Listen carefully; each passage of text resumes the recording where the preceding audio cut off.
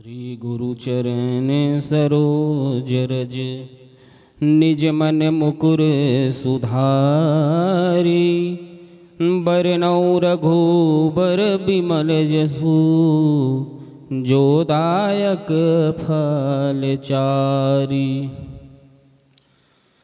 बुद्धिहीन तनु जानिके सुमिरा पवन कुमार बल बुद्धि विद्या देहु मोहि हरहु कलेश विकार। राम कथा मंदाकिनी चित्रकूट चितुचार तुलसी सुभग स्नेह बन सिय रघुवीर विहार।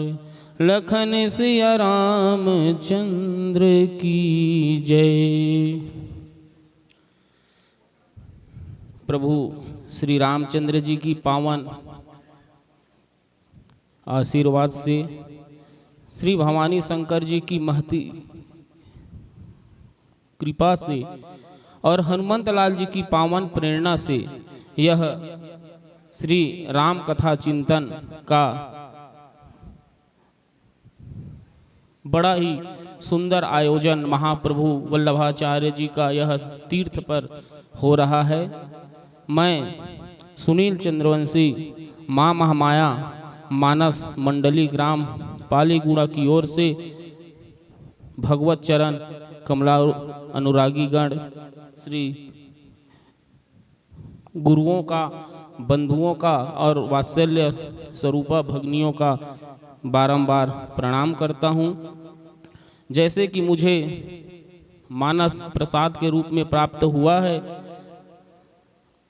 श्री रामचरितमानस के अरण्य कांड का सबसे हृदय भाग नवधा भक्ति। प्रभु श्री रामचंद्र जी माँ सबरी जी को उनके कुटिया पर नवधा भक्ति सुना रहे हैं। नवधा भक्ति क्या होता है? हर जीव को क्षिति जल पावक गगन समीरा 5 तत्व का शरीर मिलता है और इस शरीर के माध्यम से हमें 4 पुरुषार्थ को पूर्ण करना पड़ता है, धर्म अर्थ काम और मोक्ष। तो इसको पूरा करने यह पूर्ण तब होता है जब हम नवधा भक्ति को समझते हैं। प्रभु श्री रामचंद्र जी को पाने का मार्ग नवधा भक्ति के माध्यम से यहाँ पर उद्घृत हुआ है। नवधा भक्ति का एक चर्चा श्रीमद् भगवत गीता में भी आता है, जहाँ कहा जाता है श्रवणम कीर्तनम विष्णु स्मरणम पाद सेवनम अर्चनम वंदनम दास्यम सखात्म निवेदनम। इस प्रकार से 9 प्रकार की भक्ति श्रीमद् भगवत गीता में भी अंकित है और यहाँ भी 9 प्रकार की भक्ति है। चूंकि मुझे तीसरी भक्ति और चौथी भक्ति का यहाँ पर प्राप्त हुआ है, उन पर बोलने के लिए तो मैं पूरा कोशिश करूंगा कि मैं इसी पर बंध कर बोलूं। गोस्वामी तुलसीदास जी लिखते हुए कहते हैं, गुरुपद पंकज सेवा तीसरी भगति अमान, चौथी भगति मन गुण गण करई कपट तजिगान। प्रभु श्री रामचंद्र जी माँ सबरी जी को कह रहे हैं कि गुरुपद पंकज सेवा तीसरी भक्ति अमान।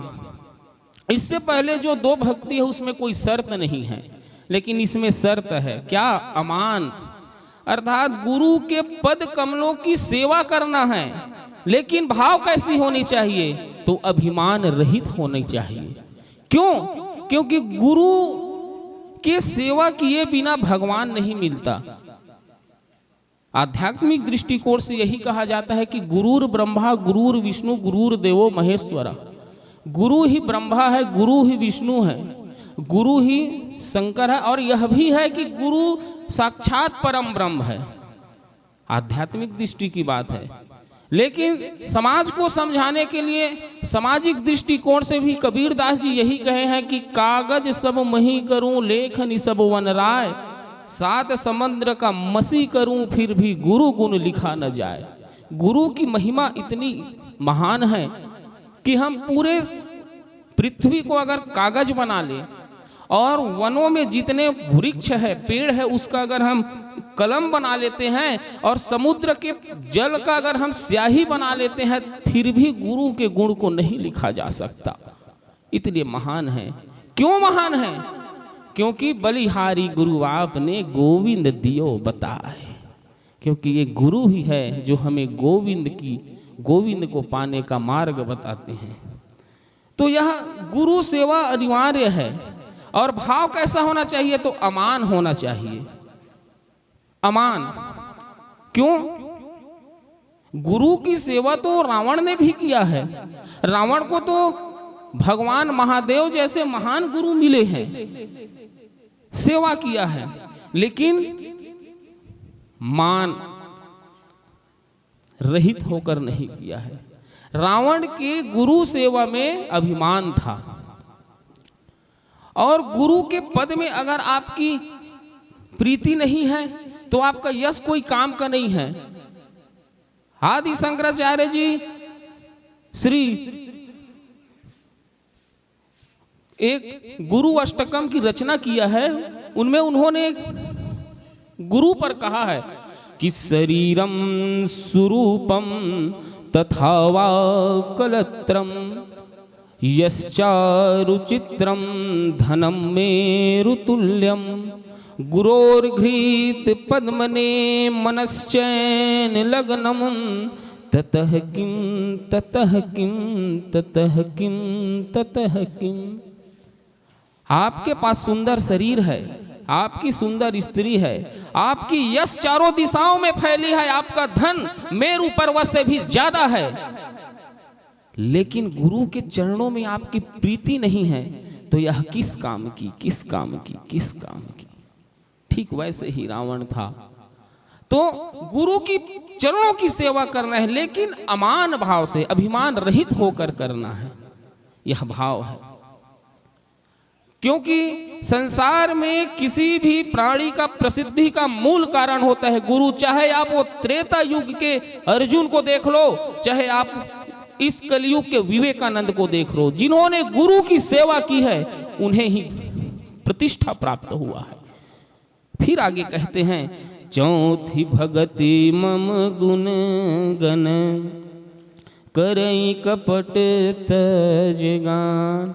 आगे कहते हैं कि माँ सबरी, चौथी भगति यह है कि मेरे गुणों का आप बखान करो, लेकिन शर्त इसमें भी है कपट छोड़कर। क्योंकि निर्मल मन जन सो मोहि पावा, मोहि कपट छल छिद्र न भावा। निर्मल मन से मेरी भक्ति करो, कपट छोड़कर करो। तो ये चौथी भक्ति है। कपट के साथ नहीं, कपट छोड़ के करना है। क्योंकि कपट रहित भक्ति ही भगवान से हमें मिला सकती है। और हृदय में भक्ति होना चाहिए। कैसे? अगर आपके हृदय में प्रभु की भक्ति रूपी मणि बैठ जाए तो आपके जीवन में दुख नहीं आएगा। राम भगति मनि उर बस जाके, दुख लवलेस न सपने होता के।